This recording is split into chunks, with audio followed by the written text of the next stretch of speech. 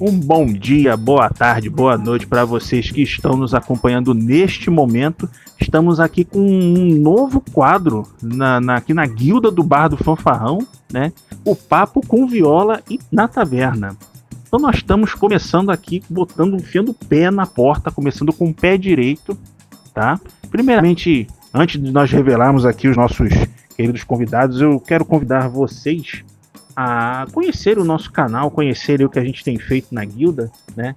Nós somos um servidor voltados aí para RPG, diversão, né? E falamos também sobre o nosso cotidiano aí, nerdices em geral, nerdices aleatórias. Temos alguns maravilhosos criadores de conteúdo aí no nosso canal. Temos aí nosso querido Cássio Raci, aqui presente, né? Diretor, teatrólogo, roteirista, podcast, youtuber, e presente nosso querido Antônio, maestro bar do Fanfarrão, né? Nosso streamer de primeira, nosso GM, né? E temos também nossos queridos Neskins Filho, com a Morrigan Store, temos nosso querido Miguel, criador aí de action figures e peças para compor aí sua aventura de RPG. Nosso querido mestre Alex Araújo, seu criador de jogos, forjador. Toda essa galera aí vamos estar disponibilizando aí na nossa descrição as suas redes sociais aí para quem quiser estar conhecendo aí o trabalho de cada um deles. Mas sem mais delonga, nós já vamos aqui partir, vamos apresentar. Temos a honra de estar aqui conversando com os criadores deste jogo, né? O Chover e Relampear, Dados e Macumba, né?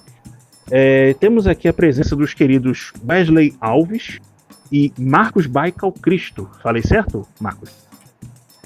Baikal, certo.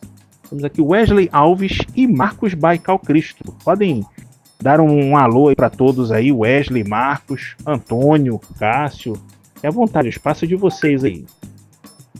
Oi, gente, tudo bom? Aqui é o Tio Lelei, Wesley Alves. Um abraço aí, um beijo para todo mundo que está acompanhando a gente. Bom, aqui é o Marcos, também chamado Baikal, e minhas saudações para todos vocês. E nós estamos aqui fazendo parte da Jotun Raivoso, né? Eu e o Wesley criamos RPGs e escrevemos um bocado de coisa peculiar. Peculiar, esse é um termo que a gente gosta muito de ouvir aqui na guilda, né? Peculiar. Bota peculiar nisso daí. Gostamos bastante, né, Antônio? A gente gosta muito de ouvir esse termo aqui na guilda, né? Peculiar. O que você acha? Boa noite, sejam todos bem-vindos aqui. Muito feliz com a presença de vocês aqui, né? Tô muito feliz mesmo. E, bom, peculiar realmente é um termo que a gente usa muito aqui, geralmente quando querem me torrar o saco, aí diz que eu sou muito peculiar nas minhas coisas. Family Flanders. Um eufemismo, né? Uma coisa assim. Mas assim, aqui a gente não tem modo Family Flanders não, tá? Se quiser pode soltar o verbo. Quando a gente quer dizer que o Antônio é maluco, é chato pra caralho mais um pouco, aí a gente tenta, quando vê assim que a faixa etária é menor, que é 14 pra baixo, a gente diz que ele é peculiar. Mas quando é a galera, a rapaziada das antigas que gosta da zoeira level hard, a gente diz que ele é maluco, que ele é chato pra caralho, entendeu? Basicamente, o Cássio que o diga, né, Cássio? Eu acho o Antônio uma pessoa muito peculiar. Mas eu queria dar as boas-vindas para os nossos convidados. Fala um momento. Sim, que obrigado. Vai ter um barulho aqui enorme. Só espera um pouco. Certo. Gente, tá passando um trio elétrico. Não devia, né? Mas tá. Mas tá. Pra vocês até que estão... a janela. Mas eita, nós. A questão é falar que a guilda tá sempre aberta para vocês. Quando quiserem propor um jogo, a gente tá fazendo essa entrevista e é uma evolução pro conteúdo da guilda. É verdade. Sim, muito obrigado pelo convite, por esse convite e para os próximos. Com E certeza. a gente já estava até discutindo aí, não é? O que será que vai vir alguma coisinha aí, algum jogo, alguma one shot não, uma garruchada de jogo. Uma garruchada. Nossa palavra do dia agora será garruchada. Entendeu?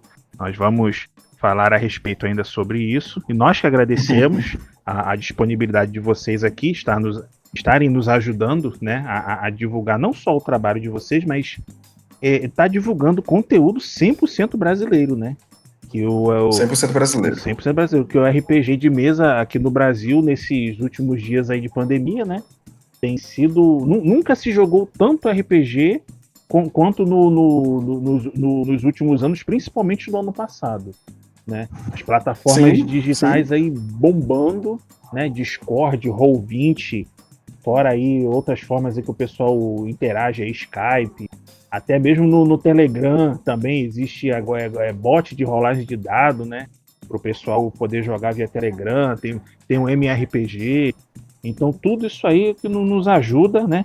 Além de manter a sanidade, continuar mantendo contato aí com o pessoal, poder interagir, novas formas de manter, né, a imaginação aí firme e forte, né? Então nunca havia se jogado tanto RPG quanto nesses últimos anos, né?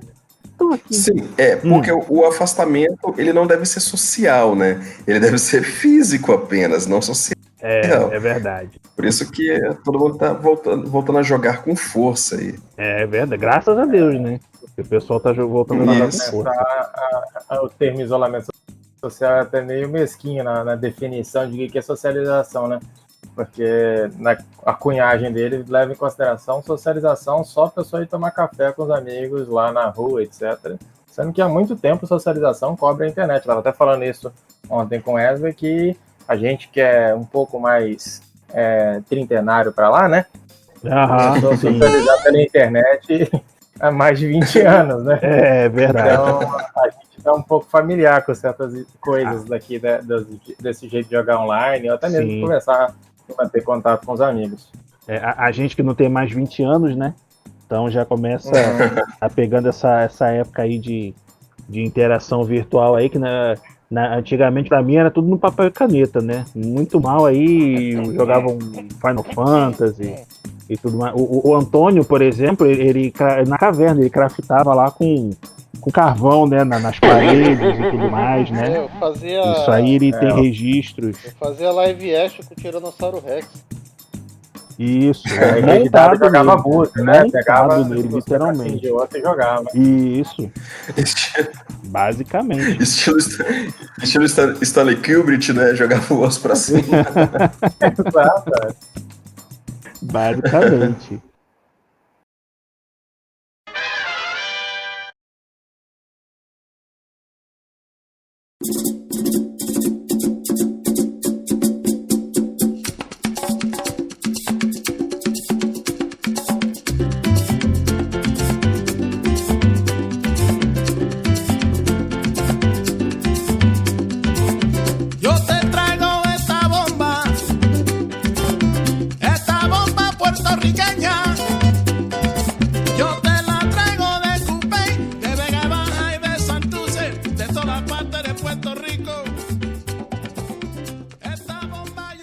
Então, para a gente poder começar esse bate-papo divertido aqui, animado, nós, Wesley e Marcos, né? Comecem falando um pouco de vocês aí, quem são vocês, o que motiva vocês. Pode se apresentar aí, fica à vontade para quem está nos ouvindo nesse momento. Fala, Marcos. Como falei mais cedo, além de chamar de Baikal, sou chamado assim porque, como eu falei, eu jogo RPG pela internet faz um tempo, né? Meu primeiro personagem, aliás, meu segundo personagem na internet chamava Baikal. Então, desde então, eu tenho e-mail com esse nome, etc. Ficou ali faz um tempo. Um bazilhão de pessoas já me chama assim, então fica mais fácil eu ser reconhecido por esse nome do que qualquer outra coisa. além de jogar pela internet, eu comecei a jogar antes disso, 10 anos antes disso, presencialmente, uma espécie de proto-RPG que se jogava na escola, porque eu era, vamos dizer assim, era uma pessoa que ficava assistindo TV mais ou menos na tarde inteira, né? Então você via muita coisa na TV, e quando você ia jogar videogame, você ficava às vezes sentindo falta, porque os jogos antigos eram um pouco limitados, né? Você só tinha um pouquinho de coisa que você podia fazer nele, não tinha muita história, e você não sabia inglês porcaria nenhuma, então você ficava mais tosquiado ainda para jogar. Então a gente fazia o quê? Eu pegava uns cadernos e fazia estágios de suplementares para videogame, e a gente contava a história de como é que ia ser o jogo com aquela coisa, né? Basicamente era uma extensão de jogo, aí depois de um tempo a gente esbarrou na RPG, começou a jogar e não desgrudou mais, né? E eu a vida toda fui sempre narrador e ficava inventando cenário, essas coisas de inventar cenário e gostar de criação de mundo me levou para estudar história. Eu não terminei minha faculdade de História, eu achava que eu era moleque ainda demais para ser professor de moleque. Que é uma coisa que você tem que parar de pensar. É uma puta responsabilidade. 22 anos de idade, você fala assim, vou ser professor. Então, com 20 anos de idade, vou ser professor. Eu falei assim, um pouco meio exagerado da minha parte, né? E fora que os professores da Universidade Federal não eram muito estimuladores do universo eu entendo. Da licenciatura. Aí eu fui trabalhar com meu pai, essas coisas. Mas... Ô, Marcos, você já ouviu aquela expressão assim? Algum professor seu já chegou para você e falou assim: nossa, menino, você é tão inteligente, você vai virar professor, cara. Sim. Meu avô costumava... Meu finado avô costumava dizer assim, que... Não, quando o seu avô fala, você até que entende. Mas quando o seu professor fala isso, cara... Meu avô costumava dizer que você tem jeito de cientista, não sei o que, etc e tal. Aí você vai falar com ele, cientista, beleza, ciência da história. Aí você chegava na faculdade de história, o pessoal fala, mas história não é ciência, história é ciência. Começava aquela palhaçada e dava pra você imaginar, né, os ossos do seu avô recomexendo por conta daquele tipo de conversa que você tá lá dedicando a sua suposta inteligência. Então, enfim, eu fui primeiro pro direito para depois voltar para a história mais recentemente, né, porque eu comecei esse projeto com Wesley de, vamos dizer assim, popularização do RPG, né, lá na nossa cidade. O Wesley com alguns amigos começou a tocar a Central Nerd Colatina, que é uma espécie de, entre aspas, sociedade pró-jogos old school, né? Jogos de tabuleiro, jogos de RPG e essas coisas. E o Wesley eu conhecia desde o ensino médio, que a gente fez escola técnica juntos na nossa cidade. E eu chegando por lá, falei, legal, isso aí, como é que eu posso ajudar? E depois eu acabei, para variar, servindo de músculo de miolo, né? E eu sou uma pessoa que não tem muita criatividade, eu admito. A minha criatividade não é real, ela é só simulada. Quando eu era criança, eu li um livro chamado O Menino Tem Imaginação Igual Eu. Eu, como falei, assistia muita TV, então eu reuni muita coisa na base de dados. Quando alguém me dá uma ideia, eu pego aquele monte de coisa, eu processo, encaixo uma coisa na outra e gero para eles um cenário, entendeu? Então, eu só simulo que tem imaginação, mas eu não tenho imaginação de verdade. É para isso que serve o Wesley. Entendeu? Ele baixou, na verdade, ele é tipo o Neo, sabe, do Matrix. Ele baixou um programa de criatividade e emula esse programa. Inclusive, o Marcos vê tudo em código, gente. Ele é... inclusive, é um fato. É o escolhido. Assim, como é que vocês imaginaram esse jogo que vocês estão fazendo? Eu não imaginei. O Wesley imaginou, ele me disse o que era, eu processei o que era e descrevi o que era. Ele leu aquilo, imaginou que aquilo era do jeito que ele estava pensando, só que mais complexo, e gostou e foi. Então, assim, é um processo não imaginário, mas, para não dizer que eu não imagino nada, eu consigo desenhar com uma habilidade muito peculiar, como é desconhecido. E o Wesley encontrou uma pessoa que sabe desenhar as coisas que eu rabisco e ela traduz. Então, assim, é um fenômeno incrível. Se vocês depois olharem duas imagens, a gente pode providenciar para vocês aqui, para vocês poderem rir, como é que é o antes e depois. Eu escrevo a coisa, eu rabisco, entrego para ela e descrevo o que aquilo quer dizer. Aí a pessoa transforma aquilo num desenho incrível. Vocês vão ver a arte da Resistência Glock. Ela é fenomenal e cada uma delas quase teve um rabisco de rascunho meu. É ótimo. Pode ficar à vontade de postar na conversa que nem piada eu e aí. o Cássio. Eu faço as peculiaridades, ele me xinga. É perfeito.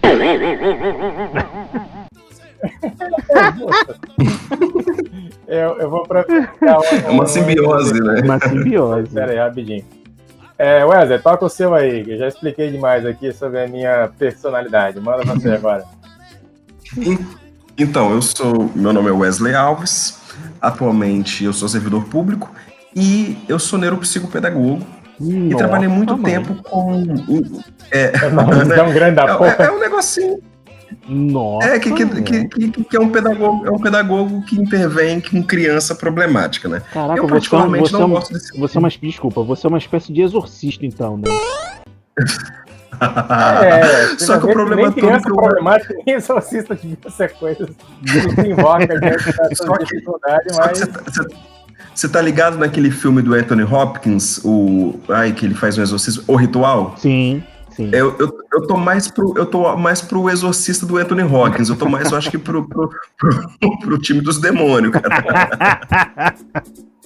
É porque, assim, eu não gosto do termo criança problemática, não é? Eu já sou da teoria de que a criança, ela é simplesmente uma criança. E ela tem as suas... Agora, evidente, né, no termo lato da palavra, as suas peculiaridades mesmo. As crianças, cada uma tem as suas características. E o que a escola tenta fazer é enquadrar e tolhar a criança. Sabe aquele clipe do Pink Floyd, né? O Honor Breaking the Wall? Uhum. E que as crianças ficam marchando lá para depois virar carne moída e tudo mais. Aí, no final das contas, as crianças metem fogo na escola, põe o professor lá no meio. Nossa, aí dei uma arte do Marcos aí. Daqui a pouco ele vai colocar o que isso daí se transformou. Que é a Chiara Guaitolini, né? Que é a nossa artista plástica, que trabalha aqui na Jotun Raivoso conosco. Uhum. Ela, artista plástica, ilustradora, ela... E mágica, né? E maga, né? Porque pra interpretar... Ela tem aquela capacidade de telepatia, entendeu? Pra ela conseguir extrair isso aí. Apesar de que nem isso eu posso dizer que ela tem, porque eu não vi essa imagem na minha cabeça, porque eu não vi isso, entendeu? Eu só descrevi o que era. E reduzi nesse... E ela visualizou. Que ela conseguiu visualizar. Ali no fundo, aquele ponto de fuga, só pra vocês entenderem, é um foguete, tá, gente? E na verdade, eu pensei que fosse linha auxiliar, mas aquilo não era linha auxiliar. Aquilo é linha de um trilho de... Entendeu? Trilho, né? É trilho de bonde. Não é linha uma locomotiva velha. Então, aí eu, como o Marcos disse, nós nos conhecemos na escola técnica, o IFES, né, a escola técnica aqui do Espírito Santo, nos anos 2000, né, já tem o quê? 21 anos, e eu tive um certo problema, neurológico na época.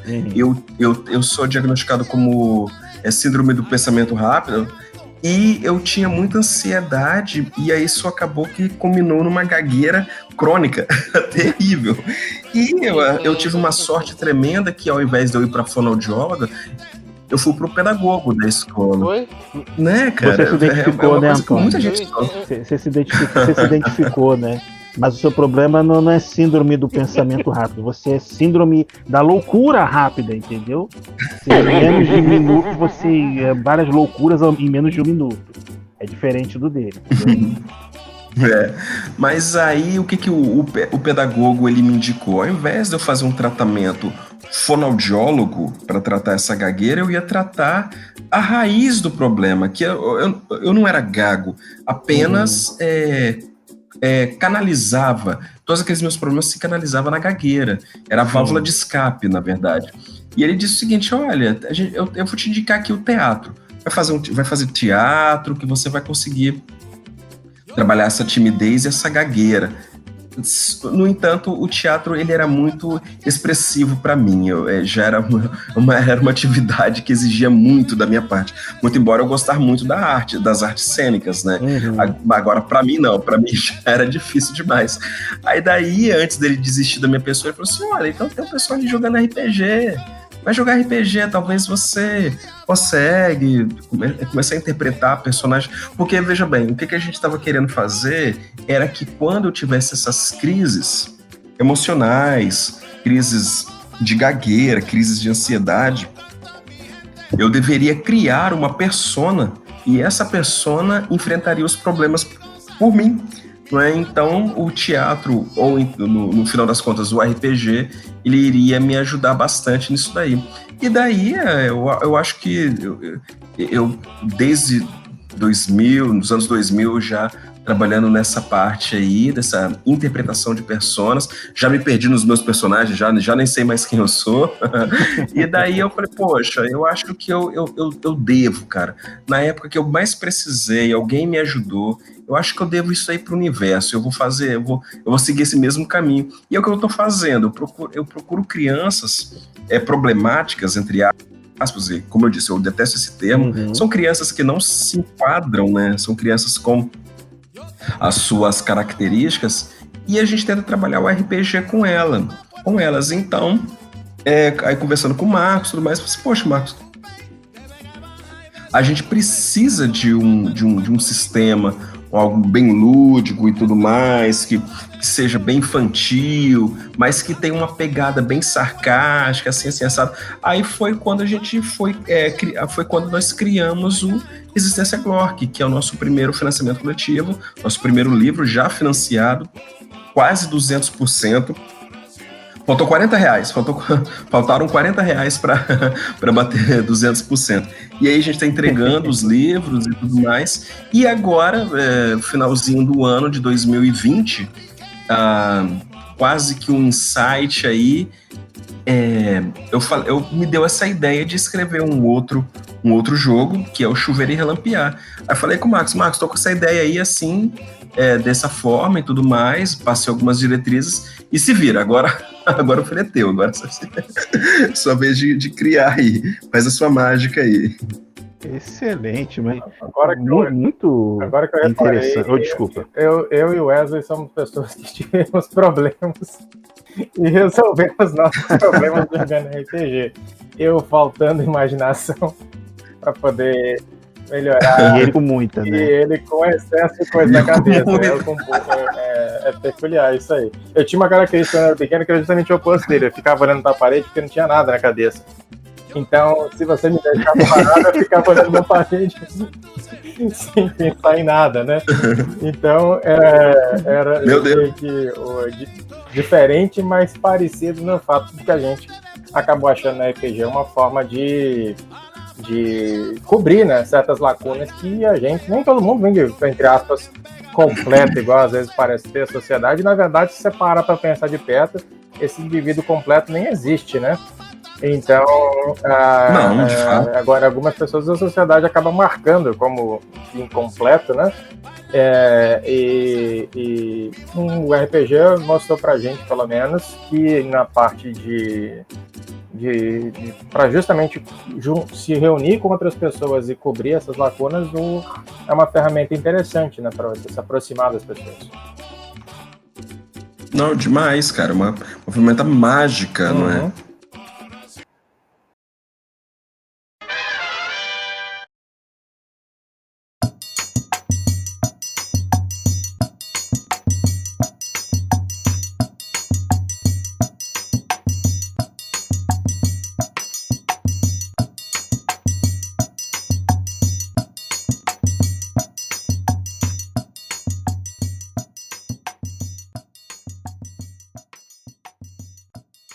Então, pra gente avançar aqui, eu tô vendo que, ainda bem que eu planejei pouca pergunta, que eu tô vendo que esse bate-papo aqui nosso vai render, né? Se você... vou até pegar uma cerveja. Vai lá, aproveita que... Se vocês falaram um pouco de vocês, mas quais são os gostos de vocês, assim, as preferências nerds de vocês? Heróis, histórias, fique à vontade aí. Eu gosto muito de filme, eu gosto muito das artes cênicas, eu assisto bastante filme, sabe? Mas eu sou daqueles assim que eu não decoro o nome de... Às vezes eu esqueço até o nome do filme, eu gosto de curtir ali, mas né, eu não sei o nome. Eu assisti, esses dias eu assisti aquele... Aí, tá vendo? A Voz Suprema do Blues. A voz suprema do blues, que é com a Viola Davis. Ih, né? minha A Viola esposa- Davis eu já conheci. Minha esposa tá doida pra ver esse filme. Olha, então assiste. Ele tem uma pegada um pouquinho mais introspectiva, não é? Ele não é um Sim. filme de ação, ele é um filme mais psicológico, mais filosófico. Uhum. Aí daí o pessoal fala assim, nossa, filmaço, não sei o quê, é com o cara que faz o Pantera Negra Uhum. e morreu. Eu falei, mas gente, eu nem sabia. Nem sabia que esse cara tinha morrido. Eu nem assisti Pantera Negra, na verdade. Porque aí já Assista. filme de... Não, eu ia generalizar, eu não sou racista, não. Não. Eu sou preconceituoso com todo mundo. Não. Eu ia dizer o seguinte. Assista, que eu quis dizer. Assista, porque... Tá. Eu ouvi racista. Racista não, além eu me disso, eu livre, sou é racista.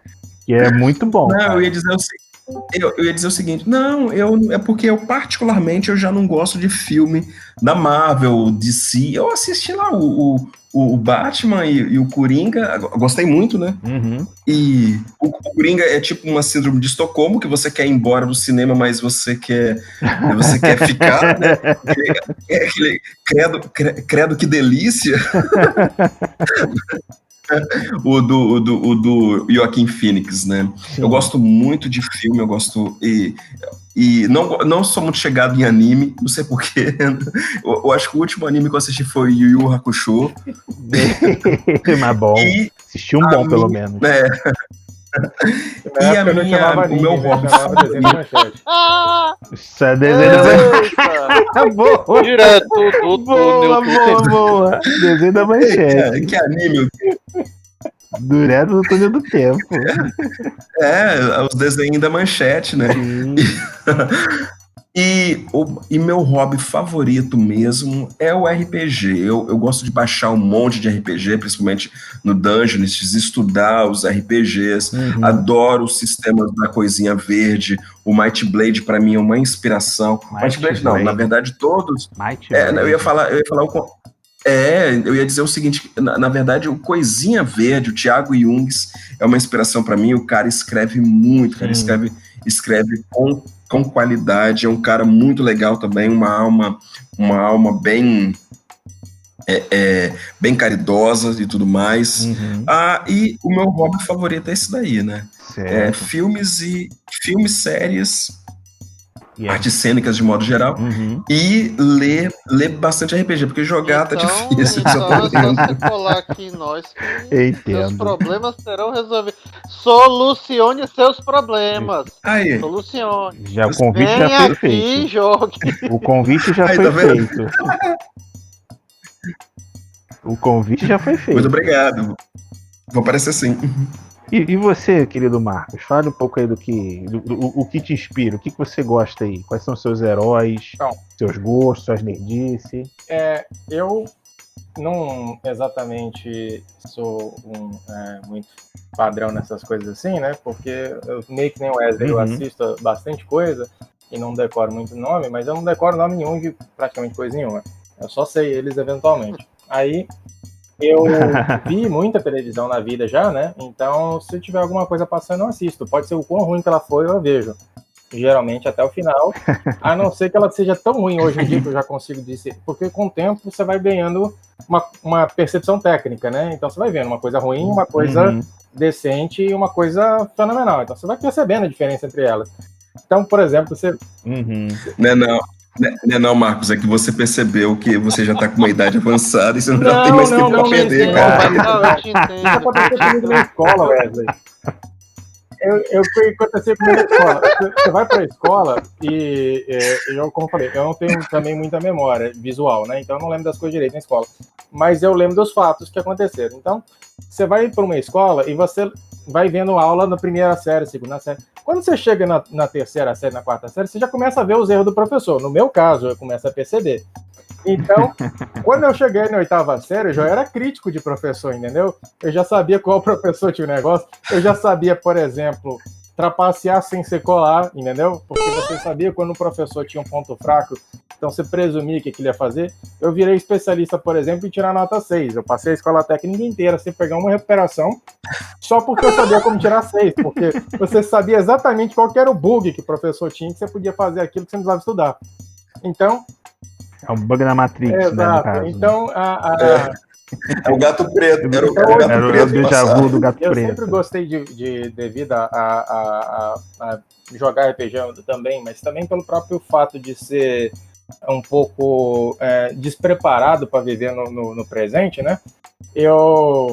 Essas coisas de muita imaginação por aí rodando, etc. Então, eu sempre tive uma afinidade com as coisas mais arcaicas, etc. Então, filme de época sempre me achou interessante aqueles mais medieval para trás, né? E você vê muito, Sim. e você vê muito filme ruim, velho, de gente de produção inglesa, principalmente, ou de algumas outras produções europeias, desse tipo, que são tipo uns alunos de teatro fazendo filme, né? E é horrível, velho, as coreografias, etc. Caraca! Verdade. Você assiste aquela merda Ai, querendo ver, caraca. porque você tem uma necessidade de assistir aquilo, entendeu? E eu, particularmente, tenho mais, porque eu não consigo ficar imaginando essas cenas na minha cabeça. Eu tenho que ver alguém fazendo. Então, por exemplo, eu vi até Game of Thrones, se você parar pra pensar, a série, particularmente, tem muita coisa merda naquilo, mas você assiste porque você quer ver o pessoal de armadura, de roupa, de túnica, e andando por cidade de pedra, etc. Você quer ver aquela coisa. Mas, com o tempo, você vai aprendendo que tem muita coisa naquilo que sinceramente, os caras podiam se esforçar um pouco mais, ou pelo menos revisar o trabalho deles, etc. Não estou dizendo que a gente é perfeito, que a gente saberia fazer melhor do que eles, entendeu? Só na questão de quem está absorvendo. Sim. Você tem umas coisas muito boas que você vê e tem outras coisas que nem tanto. Então, eu tenho um hobby de ser do contra. Então, esse hobby não é um gosto de falar mal das outras coisas. Eu tenho, não é bem também um hobby, é quase que uma característica, né? Então, por exemplo, quando eu vejo uma opinião política ou uma coisa assim, eu sempre penso na opinião contrária. Então, se alguém me vem com a ideia de direita, eu sei a ideia de esquerda oposta e que dá, exatamente enfrenta aquela. E a mesma coisa, se alguém me vem com uma ideia de esquerda, eu sei uma ideia de direita que vai naquilo, e eu tenho esse costume. E na prática, nessa questão de inspiração, eu acabo, às vezes, pegando a inspiração de alguns autores que conhecem, que escrevem, que fazem algumas coisas diferentes. O Tolkien mesmo, eu particularmente li ele da primeira vez sem muito me perceber que estava lendo Tolkien, né? Porque meu irmão comprou o livro, né, na época, um pouco antes do filme, na verdade, e era um livro só, um calhamaço gigante, né? E eu já tinha familiaridade com o calhamaço porque eu tinha um dicionário que eu ficava andando com ele. Aí eu peguei ele, e ele é muito legal que ele tem umas páginas no fundo de apêndice, né? Então você ficava olhando ali as coisas e nós voltava no apêndice. Mas, como eu falei, eu sou uma pessoa sem imaginação. Pega 1.500 páginas que é só descrevendo o cenário. Então eu li mas eu não sei o que eles fizeram exatamente. Eu só sei o que aconteceu. Só leu. Exato. Só leu sem absorver. Eu li, mas eu não Haja vi a paciência. cena. Você é um mito, cara. Você é um mito, cara. Então, Você só leu o primeiro livro? não, Você só leu o primeiro livro do são Senhor dos 3 Anéis? livros. É uma edição que saiu os 3 livros, tudo numa só, entendeu? Com o Gandalf com a espada na capa, sabe? É a versão. Sei. É uma fonte pequenininha a fonte, Cara, você é um mito, cara. Você é um mito. Puta que pariu, você é um mito. Eu li na moral, você conseguiu ler tudo. Em uma semana, mais ou menos, tava na roça. Puta que pariu! E Você é um mito, cara. Eu faço a leitura meio compulsiva também, às vezes. Então eu li, passei a história toda, e depois o pessoal me falou, o que você achou de tal cena? Eu falei, como é que é? O que você achou de tal cena? Porém, quando eu vi o filme, eu visualizei as coisas que eu tinha lido, entendeu? Então eu reconheci as cenas do filme. Então não foi como se o filme me pegasse desprevenido, pelo contrário. Eu vi no filme e vi as coisas que o filme não tinha representado. Por exemplo, a parte lá da Vila dos Hobbits, né? O que tem uma série de coisas que é cortada. A própria... vamos dizer assim, você vê o filme, por exemplo, você pensa que o Gimli e o Legolas fazem muita coisa no livro. Eles não fazem tanta coisa. A única cena que eles aparecem um pouco mais é durante a Batalha do Abismo de Helm, e só. Né? Em termos de... Ele tem a cena lá na formação da sociedade, mas não é exatamente uma coisa excepcional, assim, né? De You Have My Axe, né? Igual acontece no filme, né? E os protagonistas mesmo são os hobbits, né? Então, Sim. é diferente do que o filme mostrou, mas eu conseguia visualizar através do cara do filme. Então, para mim, os filmes que têm essa base de livros e que eles dão, pelo menos, uma respeitada, são interessantes, mas o meu hobby acaba sendo de reclamar dos filmes. Apesar de gostar de ver eles, né? Excelente, cara. Pô, genial isso. Mas veja bem, você tem uma pessoa com um senso crítico igual ao do Marcos, não é? Que você chega para ele e fala o seguinte: Marcos, o que você achou desse texto? E ele te manda um tomo, né? E você pergunta, você faz uma simples pergunta, e ele te manda um tomo a respeito daquilo. É muito gratificante, cara. Sabe por quê? Quando você está escrevendo alguma coisa, quando você está produzindo alguma coisa, as primeiras pessoas que você vai pedir opinião são as pessoas mais próximas, seus amigos e tudo mais. Aí a pessoa fala assim: nossa, que legal, gostei. Aí todo mundo fala a mesma coisa: nossa, que legal, gostei. Aí você começa a se questionar. Você tem duas dúvidas que permanecem. A primeira é: poxa, se eu escrevo tão bem, por que eu não sou um best-seller? Não é? Aí a segunda, que você fala assim: não é bem assim. Será que o pessoal leu mesmo? Então as críticas, gente, críticas sempre são bem-vindas. As críticas fazem você crescer. É evidente que as críticas as críticas construtivas, né? São as críticas construtivas. Mesmo que ele cague seu texto todo, não é? Mas assim, ele leu, ele está respeitando, ele tá respeitando o seu pedido. Você pediu para ele opinar, ele está opinando. E você ter uma pessoa assim, com um senso crítico feito, Marcos, é muito importante para o processo criativo. Né? Porque você está escrevendo ali, você está colocando as coisas da sua cachola. Aí vem a pessoa e critica, e você só tá. Isso é crescimento, na verdade. Sim, de fato. Antônio e Cássio, tem alguma coisa a acrescentar aí ao raciocínio dos amigos? Rapaz, aí? o teu nome é muito feio. Pronto, critiquei. Cresça agora. Não, depois dessa, vocês entendem o que a gente é obrigado a atuar. E ele é o GM do grupo, cara. Vocês entendem o que a gente... uma crítica vocês entendem o que eu e Cássio atura? Isso há mais de 2 anos? É isso aí. É verdade. Basicamente. Não, eu queria falar sobre as críticas, que eu entendo muito bem, porque eu escrevo. E eu já não dou para nenhum parente, amigo. Eu dou para pessoas que nem conheço direito, porque a pessoa vai ler e se ela tiver vontade de criticar, vai valer a pena, porque você fala: eu tô errado nisso. E eu queria perguntar para vocês. Você falou do que você escreve e você entrega o texto para ele. É sempre assim? É um processo que vocês fazem com todos os textos? Você que é o cara que escreve, que põe no papel, e ele que... Sim, é como a gente estava conversando antes, né? Eu ainda tenho dessa síndrome, não é? De ter várias coisas ao mesmo tempo aqui na minha cabeça, eu me passa 5.000 projetos por minuto, dos quais 98% são merdas e os outros 2% ainda eu estou desconfiado. Né?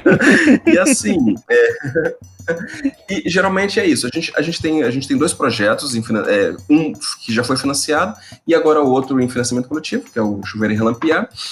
Só que fora isso, a gente já tem um calhambaço de projetinhos que a gente vai pensando e tudo mais. E não, agora não é a hora de lançar. A gente tem praticamente um livro pronto, que é o Taxon RPG, que é uma outra pegada, não é?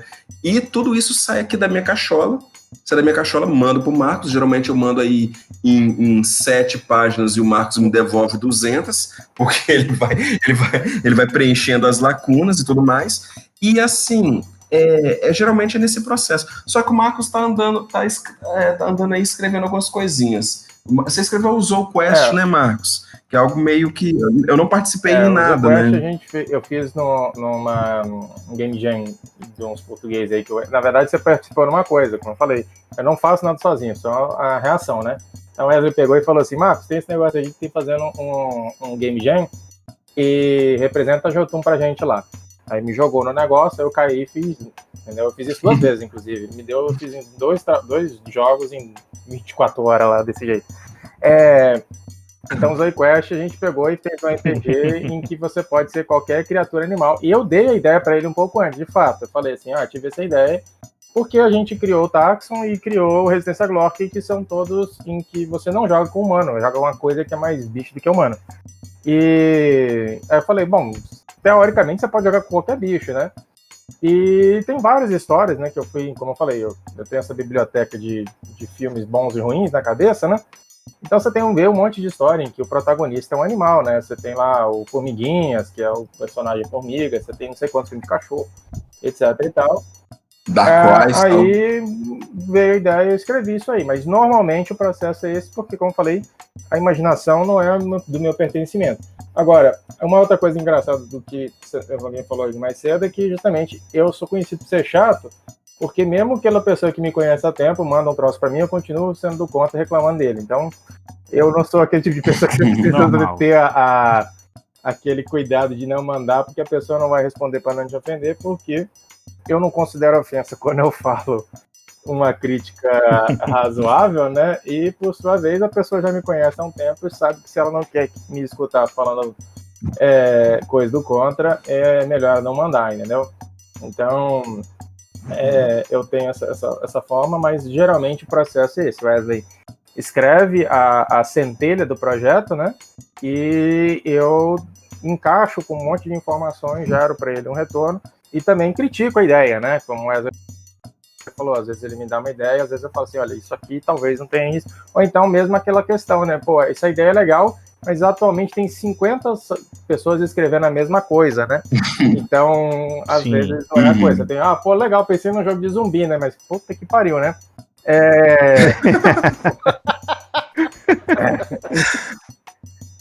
Mas sabe, mas isso a gente não precisa mais, né? Muito interessante. Uma vez eu vi uma palestra de um acho que era neuropsiquiatra pediátrico. Ele disse que as crianças de hoje em dia, elas não conseguem lidar com a frustração. Porque a frustração, ela gera uma dor que a pessoa, assim, fere o orgulho dela, fere o ego. E ela não quer ouvir aquilo, não. O que os pais fazem? Os pais atendem aos pedidos dela e ela não sabe lidar com isso. Então você forma criminosos. Porque a pessoa ela não vai saber receber uma rejeição, seja em que sentido for. Esse processo aí eu acho interessante, porque você, de certa forma, você está gerando uma frustração numa pessoa, e se a pessoa souber lidar com isso, ela transforma aquela frustração num reconhecimento de que ela precisa melhorar. E ela vai subindo uma escada. E esse processo é muito interessante quando ele tem essa harmonia. É muito bom. Isso é muito bom. É ótimo.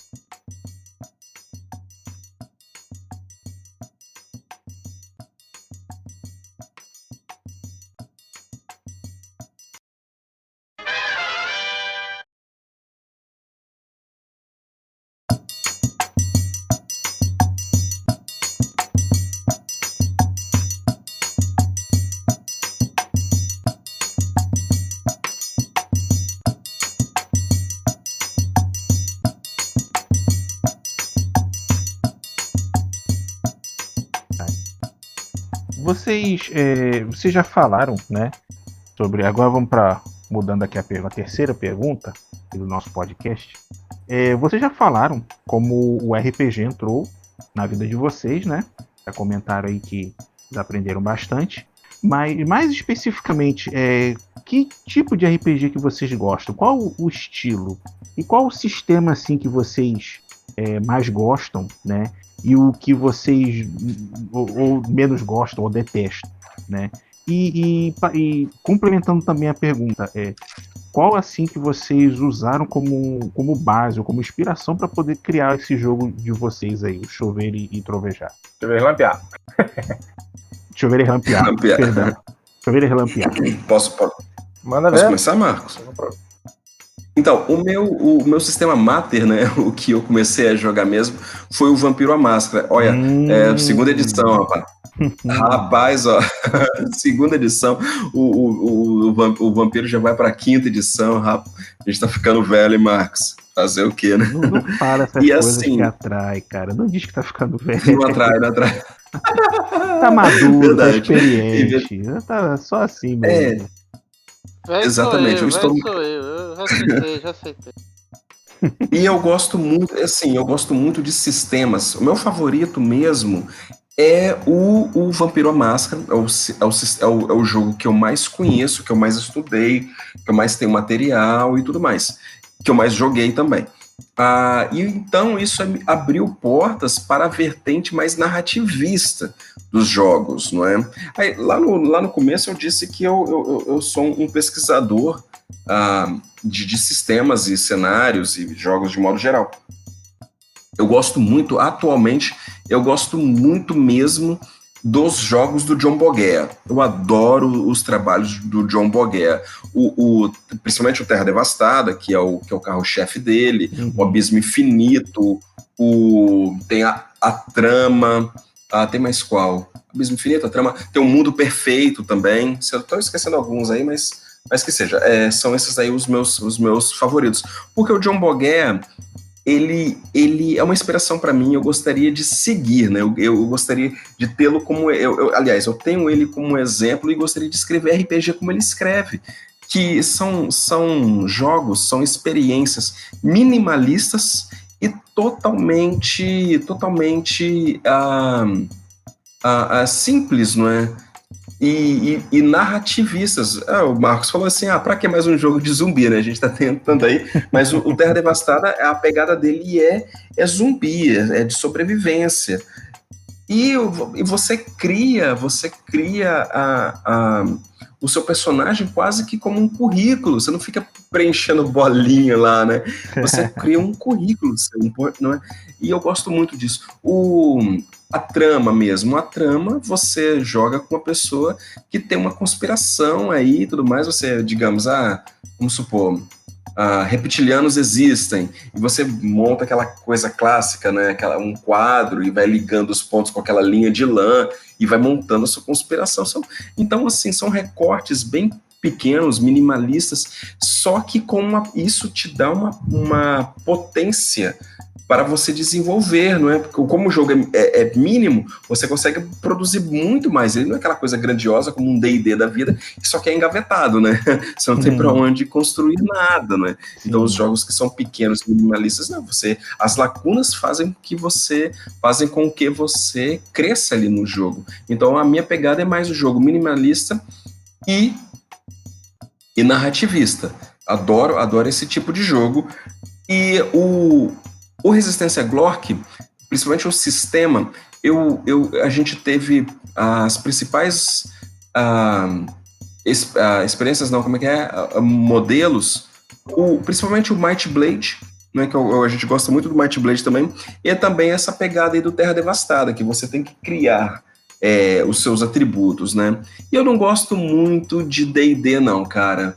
Eu acho que D&D só no videogame. Eu já joguei Final Fantasy demais, já joguei Chrono Trigger, tá entendendo? Eu acho que D&D já deu, cara. Mas, na verdade, assim, eu acho que o que eu não gosto mais do D&D é o público do D&D, sabe? O público do D&D só... É assim, é Deus no céu e D&D na terra, cara. Vamos jogar um RPG aqui? Sou humano guerreiro. Não, cara, outra coisa, você vai jogar com calango. Não jogo. Só jogo de humano guerreiro. No máximo multiclasse aí com ladino. Falei, poxa, cara, então pra que você tá jogando? Eu não gosto de D&D não, cara. Eu gosto de D&D não.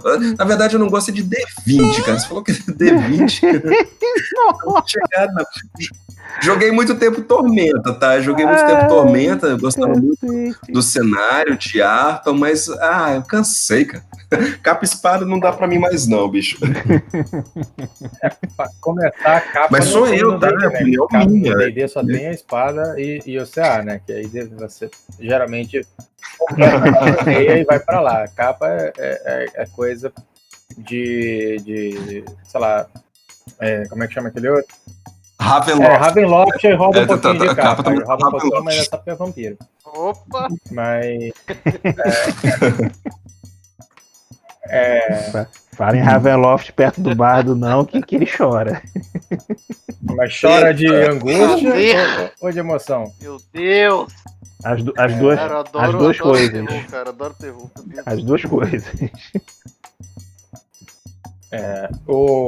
Eu não sabia que eu sabia narrar RPG de terror até eu fazer uma aventura do gênero, né? Então, o jogador fica tudo traumatizado. Porque normalmente eu nunca mato o jogador quando eu mestro, essas coisas assim. Eu não sou de fazer isso. Mas os jogadores jogando fantasia sombria comigo, uma vez eu falei assim, vamos jogar fantasia sombria mesmo, né? E eles ficam tudo assim, você não vai cansar de maltratar a gente, não. Mas aí, né?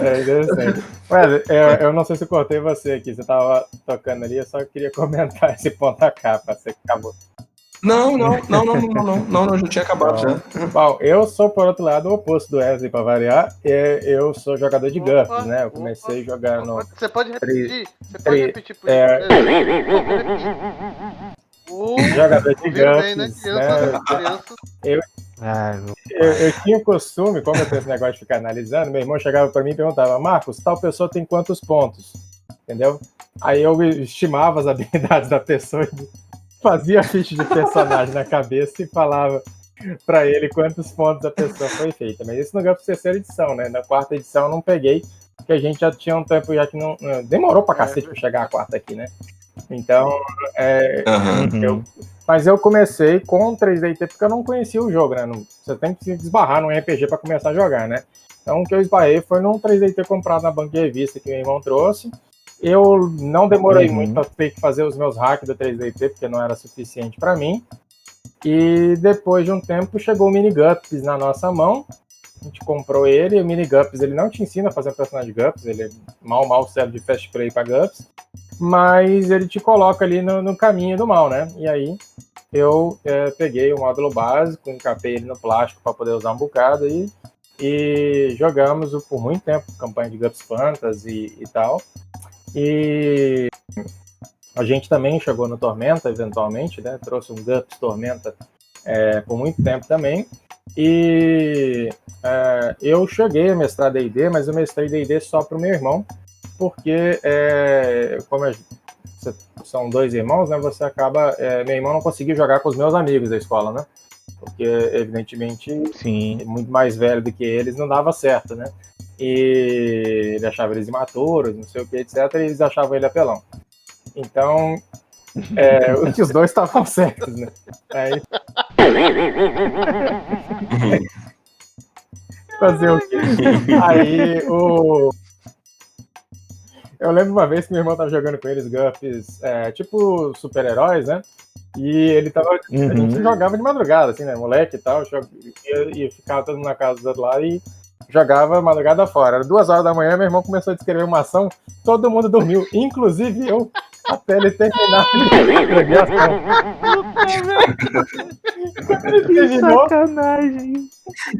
Isso é GURPS, gente. Mas eu prefiro não comentar. As ações são curtas, entendeu? O problema é que ele tava antecipando os próximos turnos dele, entendeu? Ele vai fazer isso, depois daquilo. Só espessou, né? Exato, ele não devia estar fazendo aquilo e ele fez, né? Então, bom, assim que não deu certo deles continuar jogando. Aí, com meu irmão, eu consegui mestrar D&D, só que eu fiz uma adaptação e tal, para deixar o jogo um pouco mais Tipo, o D&D já é meio, da terceira edição para frente, ele já começou a pegar algumas coisas que estavam no videogame, mas ainda era o jogo original um pouco. Aí eu peguei, João, já que você tá no meio do caminho, deixa eu pegar uma coisa aqui. Não chegou a ser que nem a quarta edição, mas eu fiz umas adaptações para o jogo ficar mais tático um pouquinho assim, né? Mas ao mesmo tempo a gente jogava uma boa parte do negócio, era só conversando, era um cenário que a gente mesmo criou e tal, então a gente discutia bastante sobre a criação do cenário. E a gente jogou com esse personagem, mas foi só a única pessoa. Eu fui jogar com o meu grupo de GURPS D&D, eles quase me bateram, porque eu não podia dar um ataque mirado no pescoço. Penalidade menos 5, é relativamente fácil você decapitar alguém em GURPS. Bom, a gente, por esse tempo, na primeira parte do meu experiência de RPG, foi isso. Depois a outra parte toda foi quase sem sistema, né? Porque você jogando pela internet, muitas das vezes você jogava só narrativo, né? Mas eu sentia muita falta no jogo narrativo puro, em que o pessoal escrevia dramaticamente as suas ações, etc. Primeiro, um pouco de talento para escrever, né? O pessoal podia se esforçar um pouco melhor para escrever menos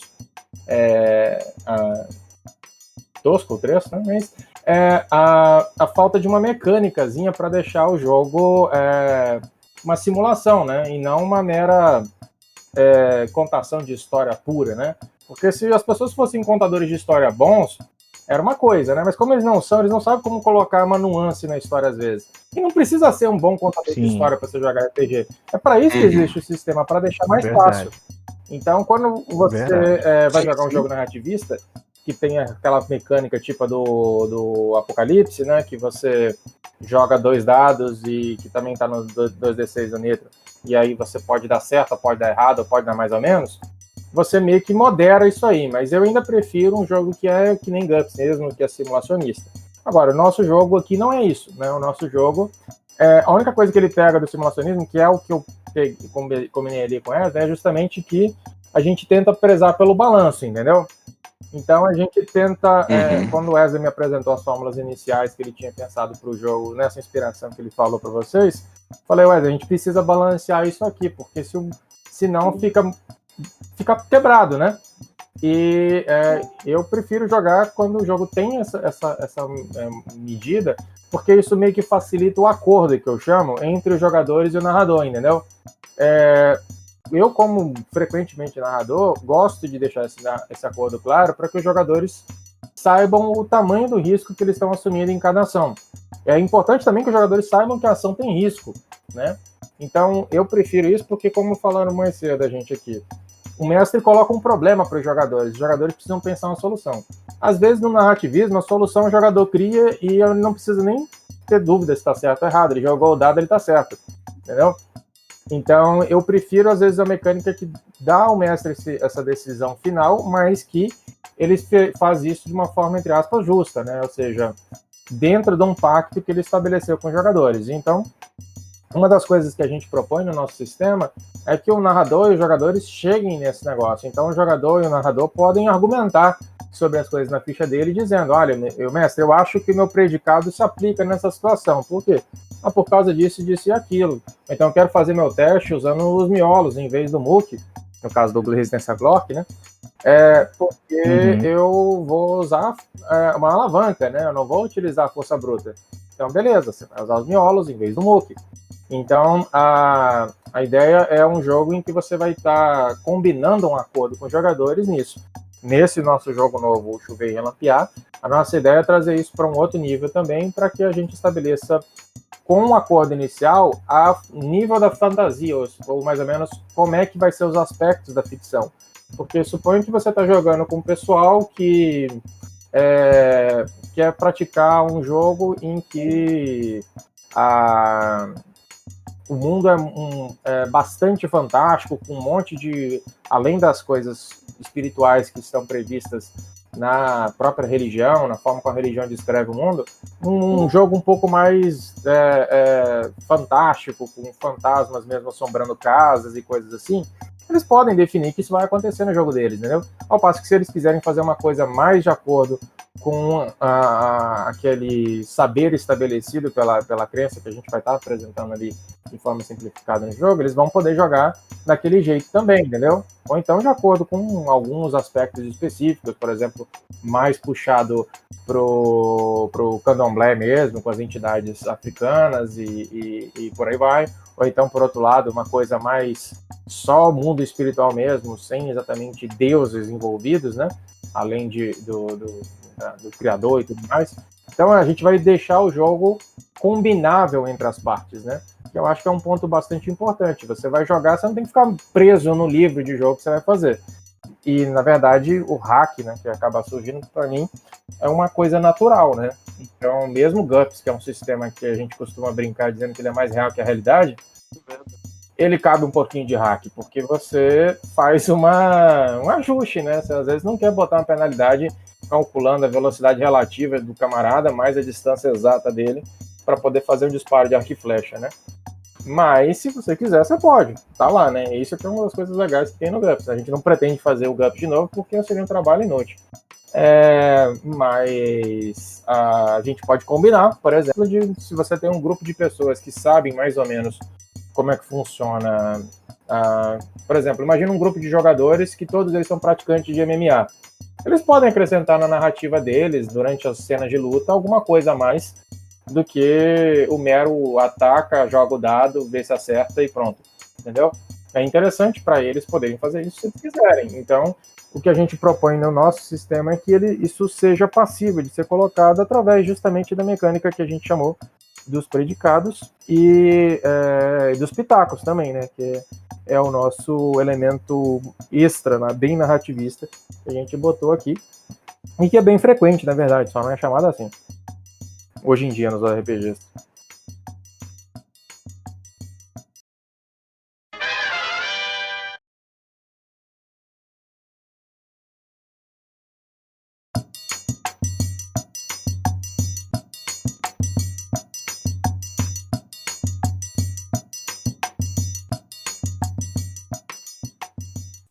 Vocês já falaram aí, o Marcos falou sobre Tolkien, né?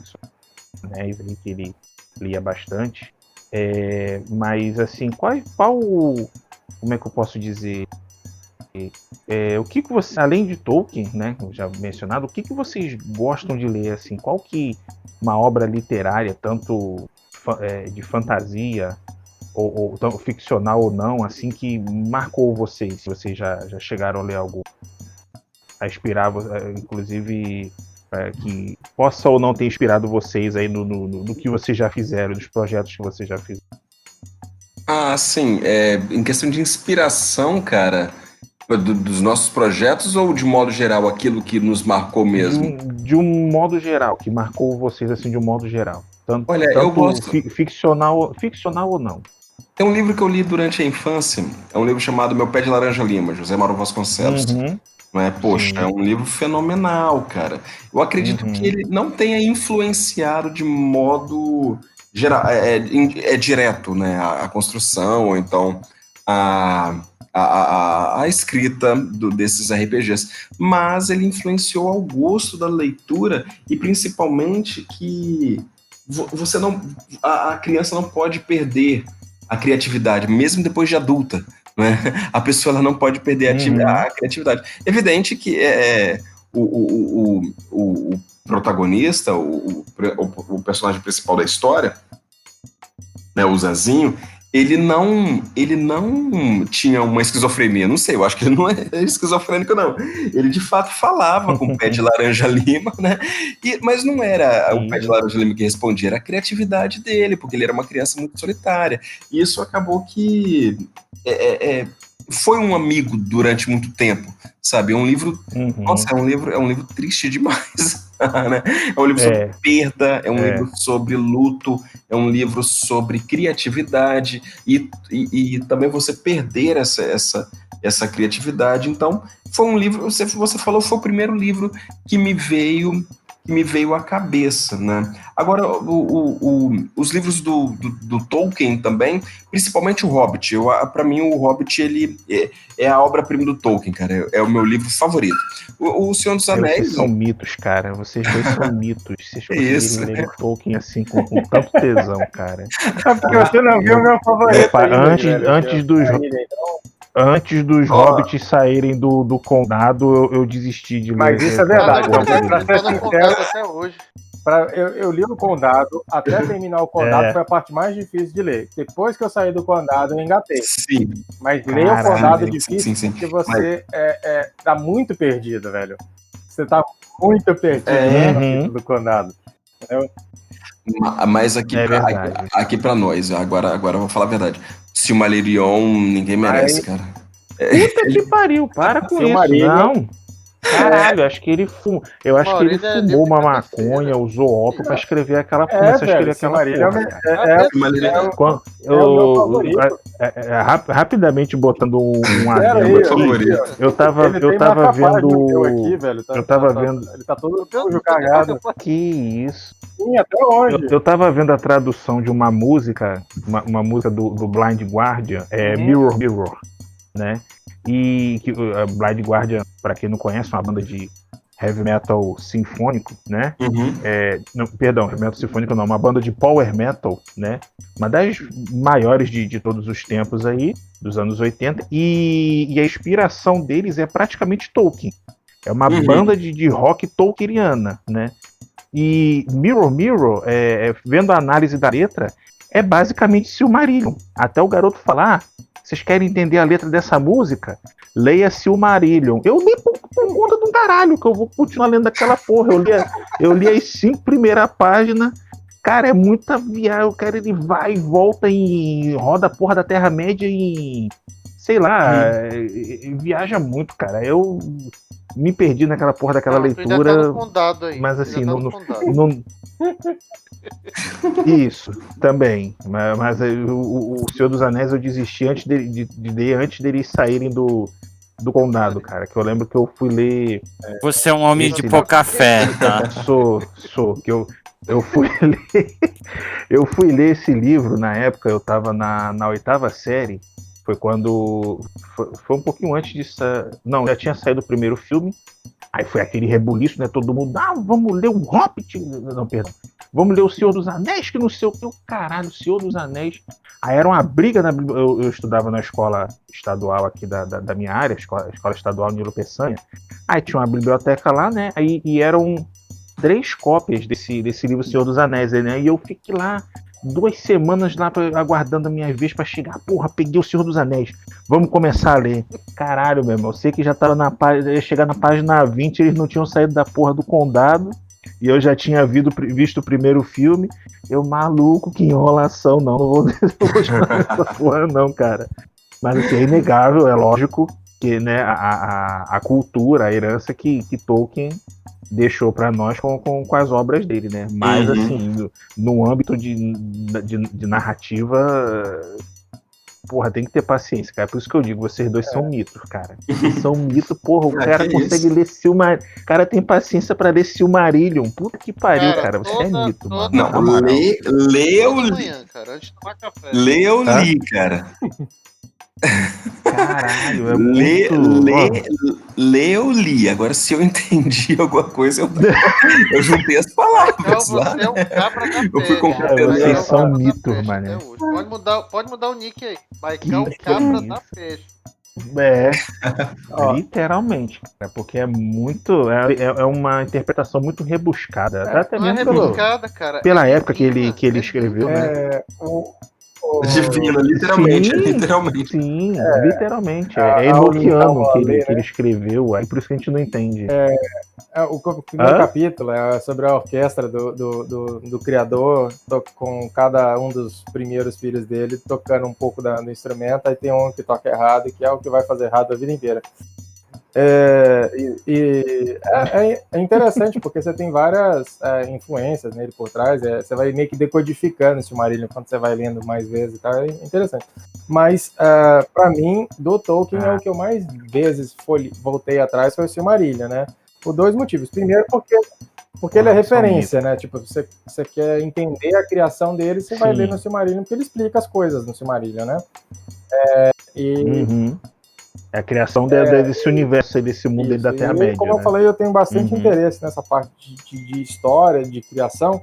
E no Silmarillion ele faz justamente isso, ele te conta desde o início até o final, e ele traz algumas figuras que são bastante...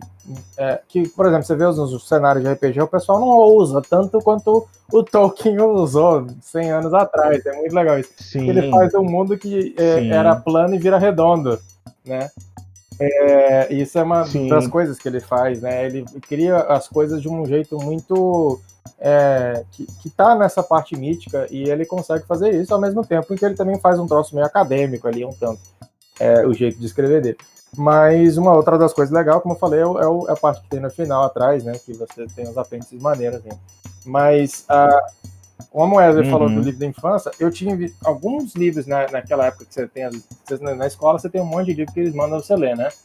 E um livro que eu achei curioso foi um livros que você preenchia os balões, né, das figurinhas e escrevia a sua própria história, né? E eu lembro que a primeira história que eu escrevi foi baseada nesse tipo, né? Como tinha uma...